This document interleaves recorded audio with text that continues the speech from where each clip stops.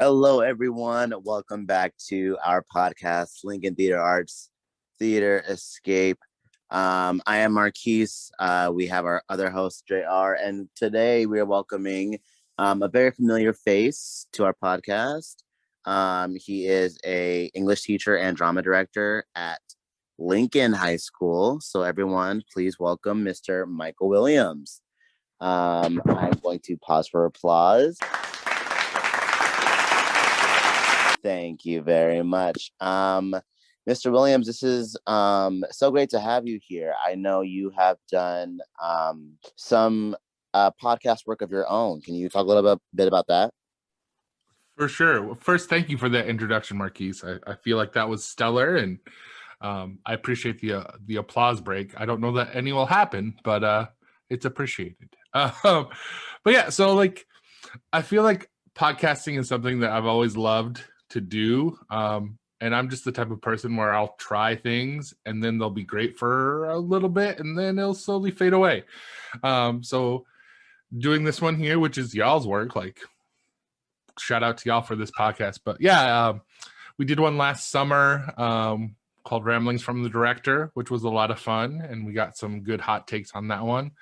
And then also trying to start a new one with a little TikTok inspiration called Small Tick Big Talk, which is fun. We get to talk about TikTok stuff. We get to have some cool guests like on, which is always fun, and just kind of get to tell stories. That's always the cool thing about these podcasts. I do love listening to podcasts and also being a part of podcasts. I didn't realize how much fun just talking can be. Some people say that I talk a lot. I don't know. I don't think that they're necessarily telling the truth, but that's neither here nor there. I just think that talking without having to look presentable is the real draw of podcasts because, sometimes I do the podcast and I'm laying in bed or I'm in my car and I'm like eating a taco or something. But I mean, you'll never know because you don't see my face. You know what I mean? And so I think we might know now, though, Marquise. We might know now. Like, now everyone's just going to assume that you're eating a taco while we're talking. I'm not eating a taco right now. Although now I do crave one. So, see, I don't know if I believe you because I can't see your face. So, well, that's the beauty of it, isn't it? Isn't it? It is. It is. That's why podcasting is awesome. So this is a theater podcast, of course. So we have to discuss something theater related. Tell me, Mr. Williams, what are you looking forward to most when Broadway eventually reopens or when theater just in general comes back? So I always love like the camaraderie that happens within theater world, just to see like people like even posting on Instagram or seeing like behind the scenes of shows is always really cool because you see like these young stars emerge. And thinking about like how much of an impact COVID has been on the theater scene and the Broadway scene, I'm really excited to see people that I love and care about and know some like them getting back to work and doing what they love. I mean, because I think that trickles down then too to high school theater and college theater too. Like I know we've had to be creative in what we're doing and how we're approaching theater. So kind of I feel like Broadway is kind of that top tier, and then it slowly trickles down to where it's like, okay, like now people can feel more comfortable about going to see shows. We can be more comfortable about having rehearsals and things like that. So I just miss people like too. That's my big thing. Like I just miss a rehearsal. You know what I mean? Like that rehearsal aspect is so cool, and it's such a like I feel like that's where the real fun connections happen is in that rehearsal space. So that's what I'm most excited about. Like people starting to get a little more back to that normalcy and still being safe and precautious, but trying to get back to some like rehearsals and get people in the auditorium and taking risks and doing all that stuff. So yeah, I completely agree with you, especially from my previous years at Lincoln doing productions. Rehearsals tend to be the points where I can most interact with the other students, and To this day, I really miss my upperclassmen who have now graduated in previous years, and just all those little like nuggets of interactions where like I made them laugh or something wacky happened. And beyond just personal interactions, especially nowadays when it's harder to schedule, it's so much easier within a physical space to do rehearsals and get on track. And as long as things are structured to where we can get like blocking done, like it will help entirely once we get back into that normal situation to get back into the flow and be able to crank things out, compared to this situation where it's about like one practice per every other week or like one day per month, which makes things indefinitely harder to work with. It's definitely different, and I feel like that difference too, because it's a different spectrum and like all of us aren't used to this necessarily. Like I didn't realize how important it was to have like those in-person rehearsals and like how much connection happens, because I think you can connect over a Zoom call or a Teams call, but there's something different about like being and sharing space with people that just it's a different experience, and I think it's a more rewarding experience being in that space. Now obviously with safety stuff, like we're not able to be in a space like where we all feel comfortable maybe necessarily, but it's been cool to kind of have those like small group interactions, things like that. And also I'm going to say this too, maybe that's a reason, JR, we just need to have an alumni group, like alumni get together when things are less COVID-y. We'll just invite everyone back, class of 2020, class of 2021, all those other classes. We'll just have one big giant light Williams on fire. I don't know. I'm tired. It's teaching brains a thing. And speaking of like COVID stuff and precautionary things, you have are you fully vaccinated? My bad. Yes, I am double dose of Pfizer. So I am. How is that? Can you explain like how it felt? Well, it feels like a shot. No, I'm kidding.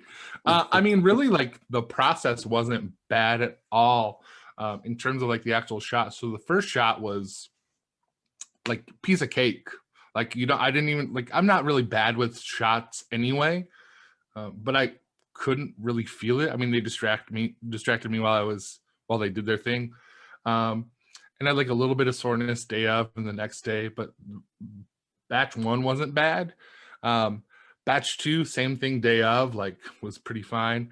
I was a little sore and a little wonky. I had a little bit of a headache for the next day or two after that. But I mean, I think now the biggest thing with like getting that vaccine is like I still mask up. I still take precautions because it's not just about me. It's about my community and keeping everyone safe and being considerate and empathetic to everyone.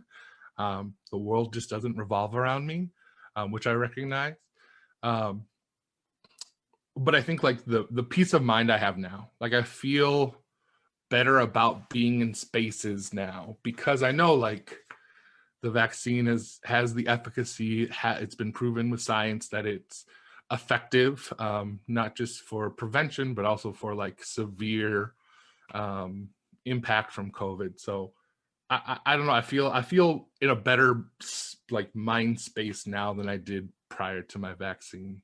So I 100% understand, and I have literally been trying for so long to try to like find a vaccine site, and like one that like not just a vaccine site because I can find those, but one that also has available appointments. You know what I mean? So I have been really trying to get my vaccine, but it'll happen. Of course, it'll happen eventually. But no, it's so challenging because which is a good thing, right? Hopefully. I mean, like I fully recognize if it weren't for the school district, I would have been in the same boat. Like, my entire family's here in Des Moines now, and my mom's older and in the higher risk category, and and she had some troubles, but she was able to find it. My sister, one of my sisters just got her first dose a couple days ago after searching for a long time, and she's a government employee. Like, you would think they would have better access maybe, but then my other sister too is still, trying her best to find it. It's tough because there's a lot of demand and more supply now, but maybe it's still not as much as we would like or hope. So right, but it is looking a lot better, and that is something that is definitely generating optimism for not just me, but I'm sure a lot of people too. We are going to take a short break. We've got an ad to play for you guys, so just hang tight. We'll be right back after this ad. Are you looking to make your own podcast? Wondering what service you could use to make your podcast super easy and super efficient? Well, let me tell you, try the Anchor app. You haven't heard about Anchor. It's the easiest way to make a podcast. Let me explain. First off, it's free, which is my favorite F word. There's a creation tool that allows you to record and edit your own podcast from your phone or your computer. It's that easy. Anchor will distribute your podcast for you. So it can be heard on Spotify, Apple Podcasts, Google Podcasts, Breaker, Radio Public, and even the Anchor app itself. The cool thing is you can even make money from your podcast with no minimum listenership. I mean, you could have one person listening and you'd still be making that green. So if you haven't had a chance yet, make sure you're going to the Anchor app. You can get it on Google Play or in the Apple Store, or you can get it on the internet. Download it now. It's a great tool. Thank you so much for listening. Was it good? I bet it was good. Thank you so much. Mr. Williams, I was wondering, you yourself have been doing theater for a long time, and you haven't really been on stage as much as you've been backstage as of late. I was wondering, do you have a dream role that you want to be, like on Broadway or in a movie or something, sometime before you aren't doing theater anymore? you can say it, Marquise. You can say, before I die. I mean, that's the thing. Like, I feel like theater people always get asked that question. They always have that initial response. And if I'm being honest, like I have one, but I'm kind of digging my gig right now. Like, I think I've realized more and more as I've taught too, like the thing I enjoy about it is the collaborative process and like the coaching aspect of theater. Like, I love to work with a collective group on a project or on a task or on a show or whatever, and see where we begin and then work through that process and see where we end. Like, that's, I think, more appealing to me than like being on stage, behind the scenes. Like, all that stuff's fun and it's great and I love it. But like the collaborative process, I think, is what draws me too. But feet to the fire, if I had to choose. I've always loved the show Time Stands Still. It's a beautiful piece by Donald Margulies. I would love to be in that show. It's like a small 4-person show with a lot of really great layers to it. And there's 2 male roles, so I'd love either one of those. Maybe when I get a little older, I'll be the older guy. But yeah, that's probably the one I would say, like, if I could find a show to do or a space to do it, that would be the show. Yeah, that definitely makes. I'm so sorry, my mic was muted. I didn't realize it was muted. Yeah, no, I definitely understand that, and I think that, because I've had my feet in both worlds a little bit, being on stage and being a part of the creative process, and there's definitely like things to be enjoyed in both aspects, of course. But I don't know, there's something about being on stage, like in the moment after you've like been rehearsing for 9 weeks and you've done, countless nights at the theater, and finally like all the hard work is paying off. And I'm not saying that like it's not the same for like if you're a director or a choreographer or what have you, but it's just like you're the face of it, you know what I mean? And it's something like there's a certain feeling that, I don't know, you can't, like, it's not comparable. For sure. You know what I mean?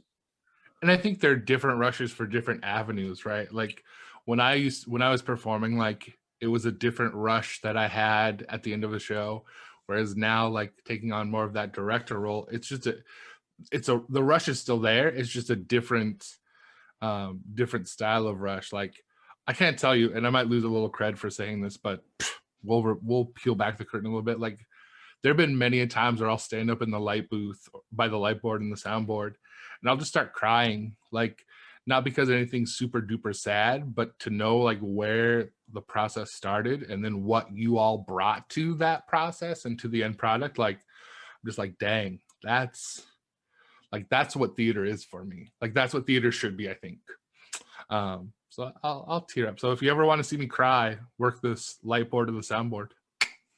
Well, that's interesting, getting a different perspective from it, because I kind of share a little bit with Marquise on just like personally, after doing mostly acting and then at least like one show where I wasn't on stage, I do definitely prefer it, because it was Forever Plaid and I was doing lights, and although it was really neat to try something else, at the end of the show it just kind of felt more of like an assisting kind of thing, and it wasn't like, oh, I want all eyes on me at all times. It's just more of a like, it was nice to do my part, but at the same time I think it was just missing doing like an onstage performance for that. So yeah, there's my 2 cents on it. So going back to the whole COVID stuff, Mr. Williams, has there been shows that you've thought about and then had to turn down due to, I guess, the interactions on stage, i.e. getting like too close? I mean, like I feel like a lot of traditional theater, and I think there are ways, and I think you see a lot of school districts now like finding those ways to make some of those more traditional shows work in COVID protocols. But I think this year in particular, like going in with that mindset of like, how can we flex on this different medium? So trying to focus more on like the online, like the video recording stuff. But yeah, I mean, like I'll flash it back, and I don't mean to bring up bad feelings for those that are listening, but like I was dead set on Hairspray last year. Hairspray would have been fan-frickin-tastic. And you cannot change my mind on that, but you know, the vid hit. And then, you know, this year, like we had talked about potentially doing a really great show called Clyburn Park in the fall, but just with safety precautions and you know, the modality we were in, it just didn't pan out. So someday though, someday soon we'll get back in that space. For sure. And I'm definitely looking forward to it. I mean, it's unfortunate that I won't be able to be there for that. And I think everything just about this year and last year has just been, to sum it up in one word, just unfortunate. But no, I am looking forward to coming back and seeing how Lincoln Theater Arts specifically bounces back from I'll just talk to your teachers, Marquise, and we'll fail you. So then you have to come back next year. Problem solved. I heard a rumor that if you're a super senior, you can't do any activities or anything because you have to focus on your grades. Is that true? I have no idea. If it's in the handbook, check there first. I mean, I don't really care that much. That is above my pay grade. So. I'm not going to be a super senior, so like. Are you sure? I'm pop. Okay. 100%. And with that note, I do think we're going to draw this podcast to a close. Thank you so much for listening. Thank you, Mr. Williams, for joining us and giving us your wonderful insight. It was great to hear more from you, as if I hadn't already heard enough. But ouch. Yeah, I'll leave it to JR to say the final words. Thank you, Marquise. As he said, thank you for listening, as you have been, hopefully, these past 2 weeks. Not past 2 weeks. Look at me. These past 2 recordings. If you want to stay in touch with us, you can always reach. if you have any suggestions for people you might want to hear on our podcast, you can reach out to Lincoln Theater Arts on the Instagrams so that you can send a suggestion in. And with that and enough bumbling from yours truly, thank you and have a good day, good evening, and good night.